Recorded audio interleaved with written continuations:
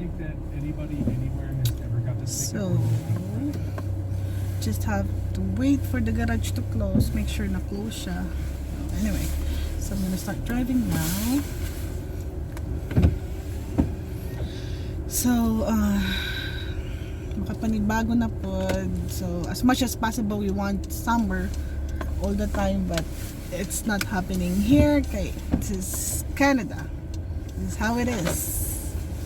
So, the weird thing, even on a winter, even every year we have winter, but we always have concern of, oh, what's the unsa na pud katugnaw. So every day before you leave the house, before you go out of the house, you make sure you look at the weather, unsay tugnaw, unsa katugnaw. So usually today is -2, but it says it feels like -6. So that's how you measure. So unsa katugnaw ang -6. Actually, it's not tugnaw, it's really nice. So okay lang -6, kaya pa, you can even walk ana. So makaingon na jud kag tugnaw na jud kaayo kung double digit na, let's say -20. So usually ang weather diri nagaabot siya coldest up to -30 something, 36, 35, or it feels like -40. But siguro maihap lang po sa imong maihap ra, let's say twice or 3 times in a whole entire winter time nga nakatugnawa. But otherwise permi lang siya double digit, kay karon kay ga-start pa man, so it's still a single digit pa lang. So feels like -6, so okay pa na siya. But usually kung ang weather -22 and it will say na feels like -30 something, as a parents, you have the option na ang imong anak pwede nimo dili pasudlon, kay usually grabe na gina siya frozen. So they will usually say na it's a cold warning, something like that. So they usually, so as a parent, it's your option na dili nimo pasudlon imong anak. So that usually happens.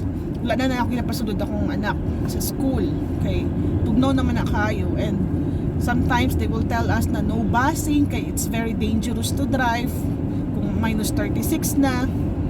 So that's a good thing, we have a flexibility, dili nila pugso na ang mga bata mag-school gyud. So this is how it looks like today. So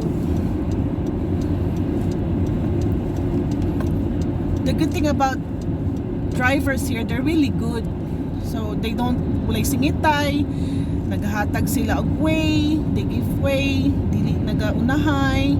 So of course, although kung something happens, may insurance. So usually kapag may disgrasya, people don't fight to each other kay na may insurance. So they usually just give their number sa kisa may naisala. So ihatag niya iyahang insurance contact number sa insurance sa iyahang nabanggaan. So then you leave. So that's how it is. Or sometimes if it's ang damage is more than 1,000, you usually have to call the police so they can make a report. But otherwise wala enjoy ka ng awayay sa mga drivers. We don't do that. So thank God kay wala pa man ta experience yung ngana nakabangga ta. So we always have to take extra precaution. So one more thing you have to consider, nice pud na kung ang imong house close lang sa imong workplace, so you don't have to drive that long and iwas sa traffic, so which is really good. That's also the good thing. So my workplace is just like 9, or let's say less than 10 minutes drive, so which is really good.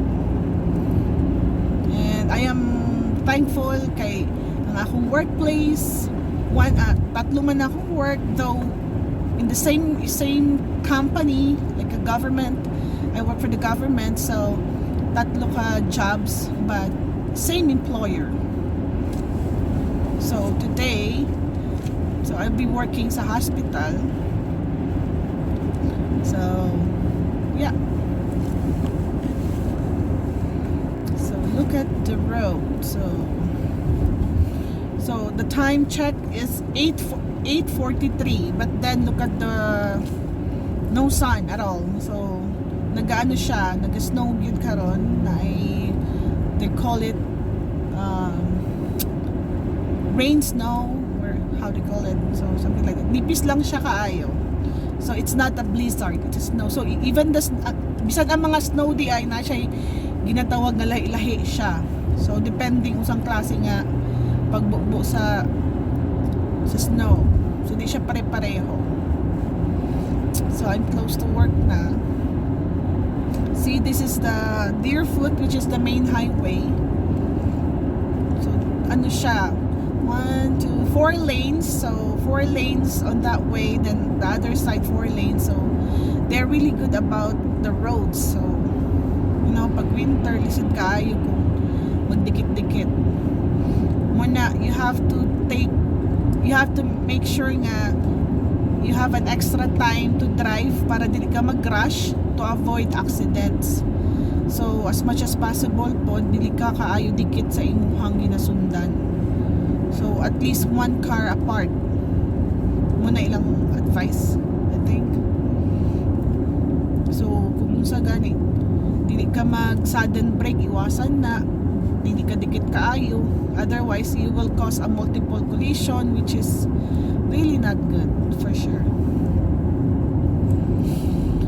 So, this is how we spend our day sa winter time. Syempre, kung taga-gigan kag Pilipinas, you will say, hey, tugnawa na yan. So, of course, that's normal reaction. Tugnaw siya. But, once you're here, your body will adjust. So ang atong body mechanism mag-adjust mangyud ta kung sa mga weather.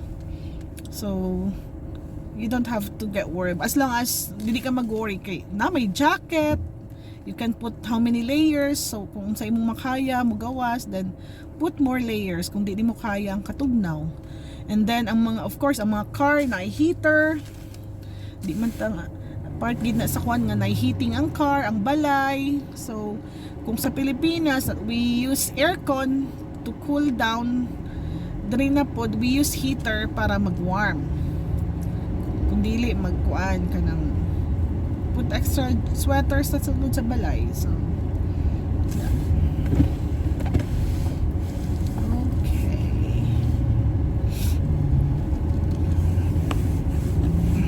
So I'll get back later.